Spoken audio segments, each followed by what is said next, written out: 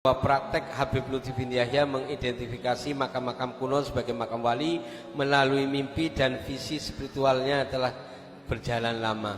Dan itu itu satu hal, itu satu poin itu. Kemudian poin yang kedua, Maulana Habib Lutfi dan itu gini, itu karena contoh nih, itu kasus Pemalang. Kasus Pemalang ada makam namanya Syekh Maulana Samsuddin. Syekh Maulana Samsuddin ini masyarakat setempat mengatakan bahwa makam itu adalah orang saudagar lari dari mana ke situ, bahwa kemudian dibegal, dibunuh dan lain sebagainya, kemudian dimakamkan situ, dan itu fiktif semua. Nah, dulu waktu awal sebelum saya nulis buku, saya tulis bukunya Syekh Maulana Samsuddin merujuk dari Habib Lutfi. Dulu waktu awal masyarakat membantah, seperti itu kasus. Karena masyarakat sekitar itu mempercayai bahwa makam itu ya seorang pelancong, dikirani gawe duit juga gawe buku, akhirnya dibunuh. Dan itu menjadi sebuah pemahaman, sebuah mitos di masyarakat segitu. Setelah Habib Lutfi bukan, itu adalah orang keraton, itu keluarganya daripada bupati adalah keluarga Bupati Wirodeso, namanya Bupati siapa? Jayengrono 1-2, keluarganya Syarif Husin, dan itu adalah keluarga daripada Raden Saleh dan lain sebagainya.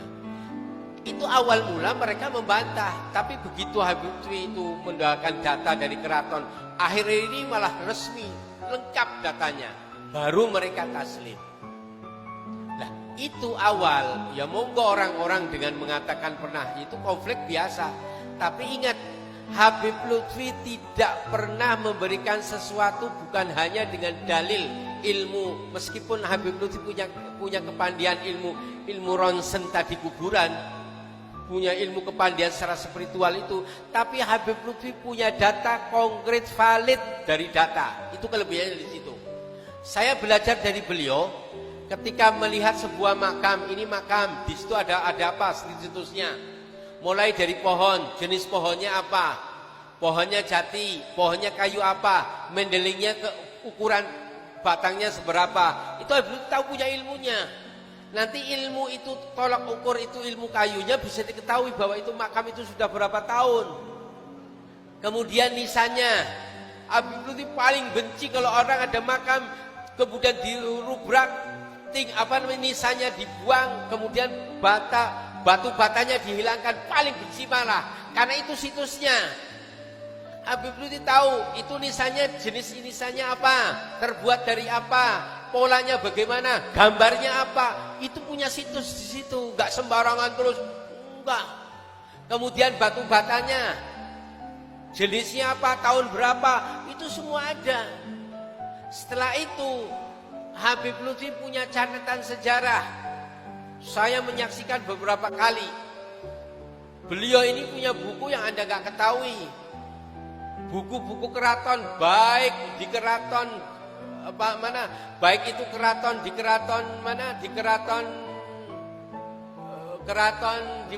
Cirebon, itu datanya beliau semua punya, baik aksara Jawa maupun Hanacaraka, dan sudah diterjemahkan, dan Habib punya tim penerjemahnya.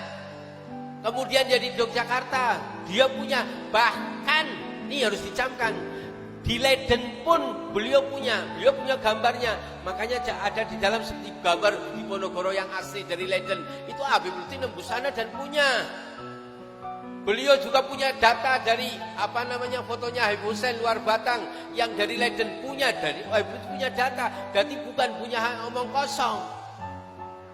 Secara batin spiritual beliau kuat, secara keilmuan Nah, ada pun konflik, ya silakan konflik, yang penting perlu dibuktikan secara keilmuan. Dan harapan kami itu karena apa? Karena itu adalah punya kepentingan, nggak mungkin. Itu tokoh intelektual NU, kenapa dia punya kepentingan di situ?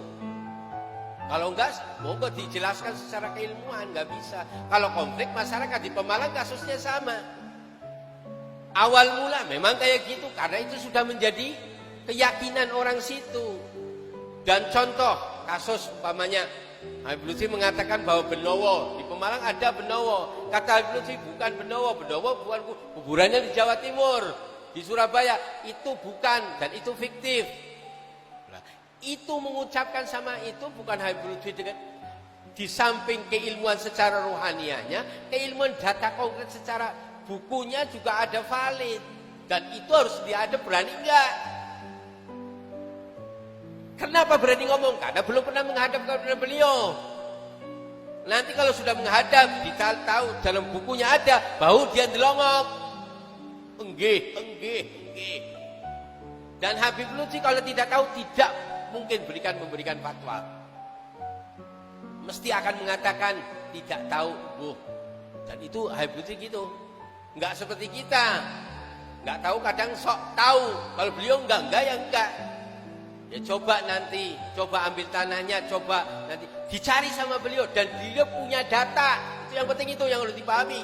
Habib Lutfi itu bukan ilmunya ilmu seperti orang yang mengkritisi, dianggapnya tahu, dianggapnya mereka ini Habib Lutfi tidak punya referensi.